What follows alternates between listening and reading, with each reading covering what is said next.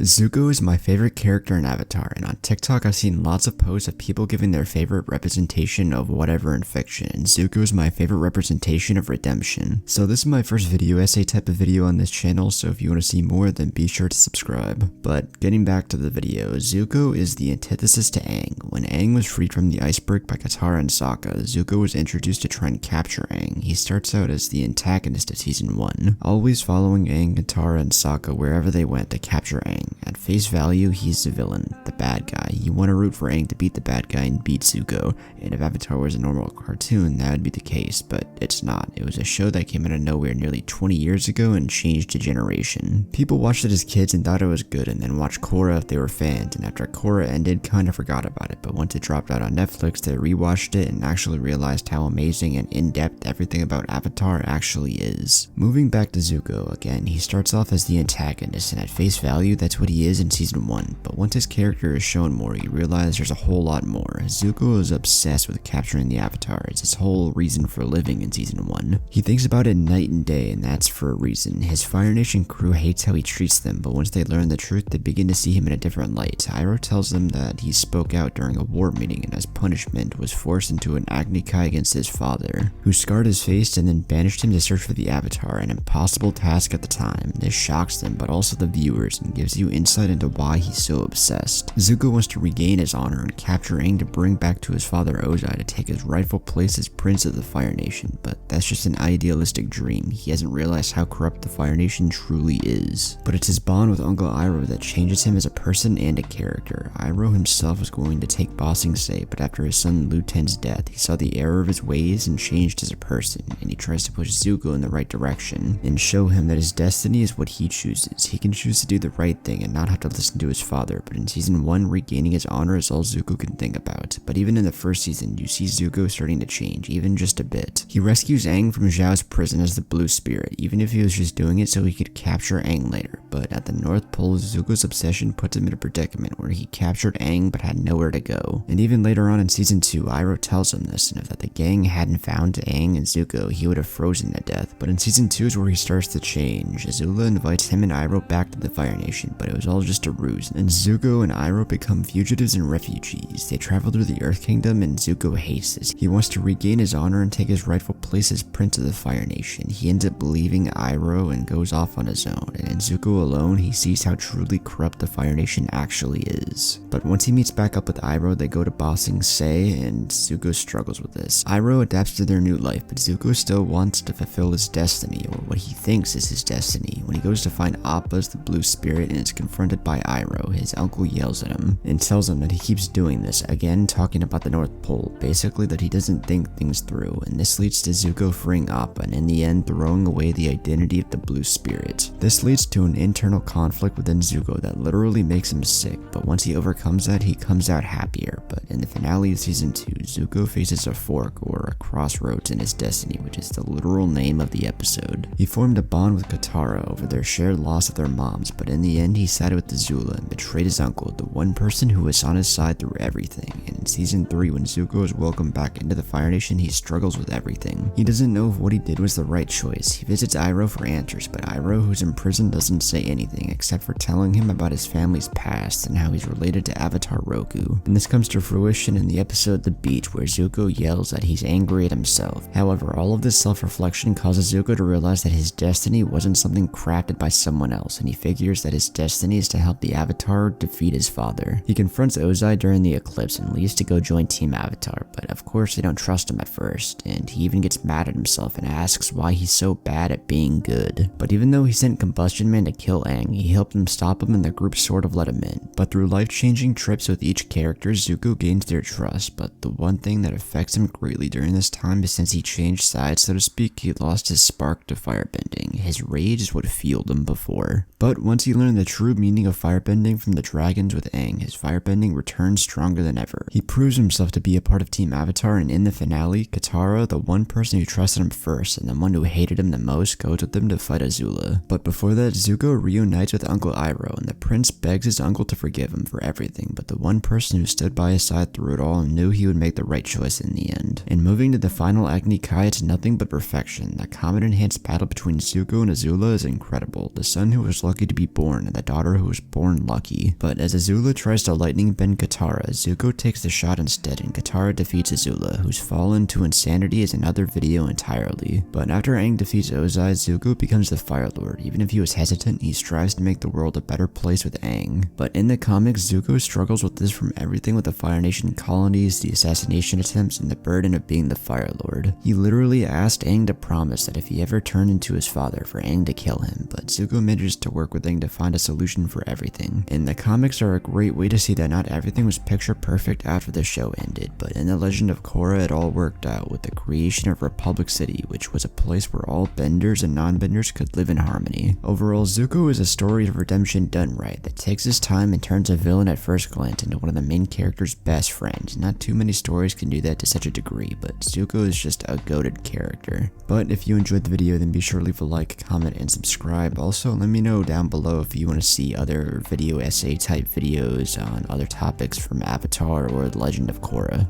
Also, I've seen some comments in previous videos about how the audio is kind of too low or just kind of ass in general, and I'm trying to work on it, so let me know down below how the audio is in this video. But if you like Avatar content, then be sure to stick around. If you want to see more from me, go check out my other channels or go follow me on TikTok. But with all that out of the way, I will see you in the next one. Peace.